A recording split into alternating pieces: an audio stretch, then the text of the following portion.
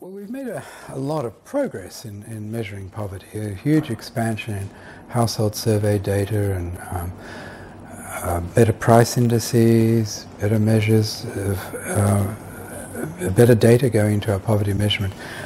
There's no question, and Indonesia has actually been at the forefront of this work. Indonesia is one of the first countries to have public access to its household level data, and that fueled a lot of research on poverty and a lot of better understanding of the sorts of policies needed. So all of this is in that context. We've made a lot of progress. But I think there are emerging a number of issues. One of them is the concern about relative poverty. In developing countries, a lot of the policy dialogue has been about absolute poverty.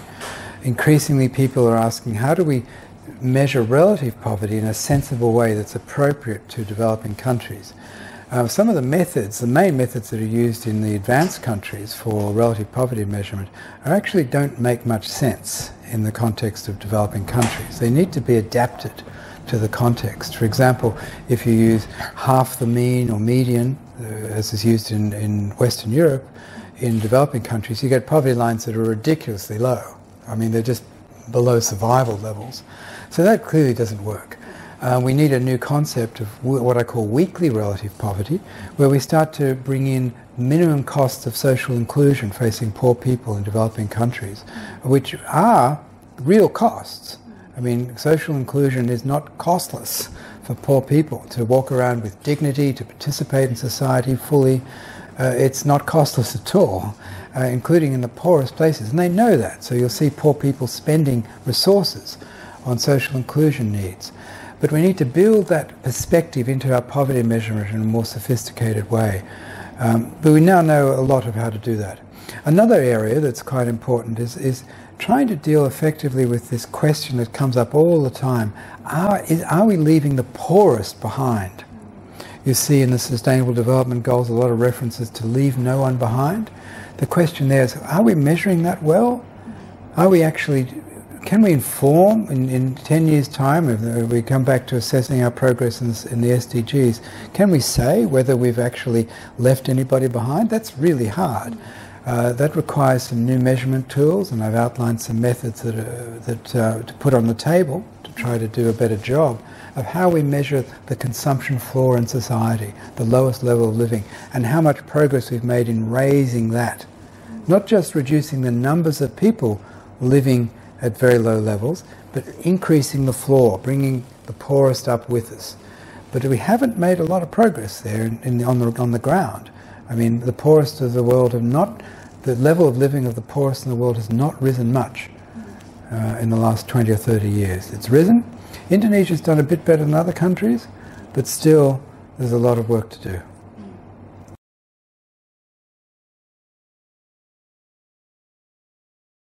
There's no question in my mind that economic growth will remain important. Economic growth has delivered most of the benefits that we've seen in terms of absolute poverty reduction in Indonesia, as in a lot of other countries. So this is crucial. But the really important thing is that growth does reach poor people. And that doesn't necessarily happen. It has been happening in Indonesia, but looking forward there are concerns. Unless we can attenuate this rise in inequality, there's some signs that that's flattening out, some signs of progress there, but there's a real worry that the high inequality, Indonesia's on the way to being a relatively high inequality country, and that's a big change from 20, 30 years ago. So there's concern there that may undermine our progress in terms of poverty reduction, both absolute and relative, over the longer term. And that's also about growth itself. We increasingly realize that economic growth is harder in unequal societies. It's harder to achieve the kind of cooperation we need for progressive economic reforms. It's often harder for poor people to get access to credit in high inequality societies. They tend to be locked out.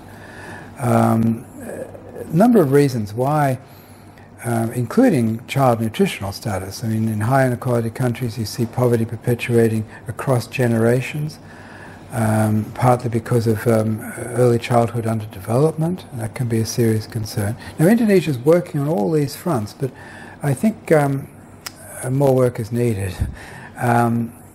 It's really going to be important to make that economic growth embrace poor people so they can contribute to that growth, are not constrained in their ability to participate in the economic growth, and are contributing to it.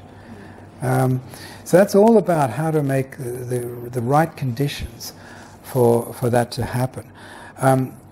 The complementary policies, of course, human development is going to remain absolutely important. I mean, but again, it's getting good quality health and education services to reaching poor people.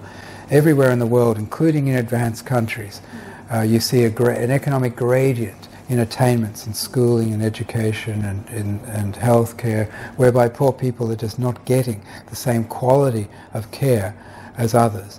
But the more effort we can make to make more universal provision of basic health and education and social protection, the more effectively we'll be able to get poor people to both participate in the growth process, contribute to that, and the more we'll be able to attenuate inequality.